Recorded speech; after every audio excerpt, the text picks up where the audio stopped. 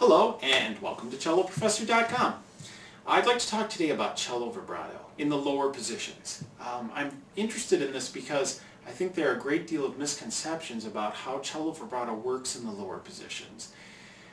There are great cellists out there with wonderful vibratos in the lower position, yet we still seem to want to teach it like this, the doorknob vibrato. You know, pretend you're opening a doorknob, put it up here and do the same motion.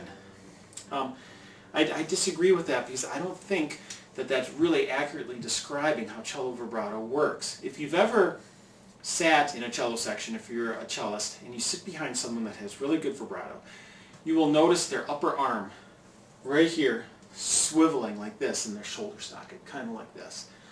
Okay? That's the motion I'm interested in.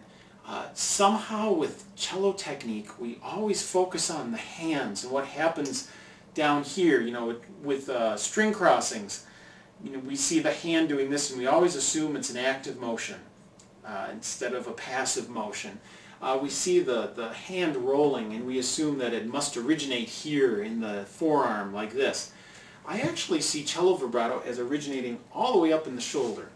And as soon as you say that, people almost immediately think of this, but we forget the shoulder is a ball and socket joint. It moves in many different ways. The motion I'm thinking of with shoulder vibrato is this one. This to me is cello vibrato in the lower positions. Shoulder is the pivot joint. The active motion is the upper arm, which is actually being caused by the muscles in the shoulder. It's just a matter of bending the arm, continuing that same motion like this, and then planting the finger for the vibrato. That's very different from the traditional doorknob vibrato, and it's actually quite different from this way of teaching vibrato, where you say, pretend you're holding a box of something and you shake it. That's using the elbow as the pivot joint and the forearm as your active motion, like this. That works great for the upper positions. I'm talking about the lower position, what goes on down here. And to me, it's really from the shoulder.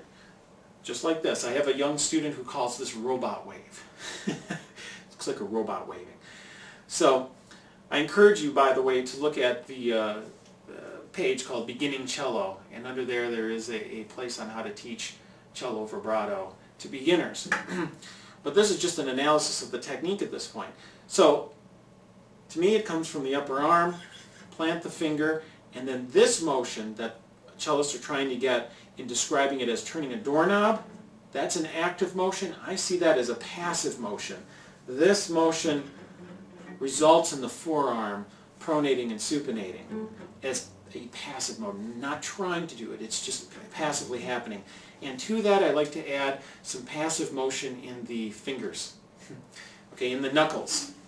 So I'll turn this way, it's a little easier to see. So you start with this, and then getting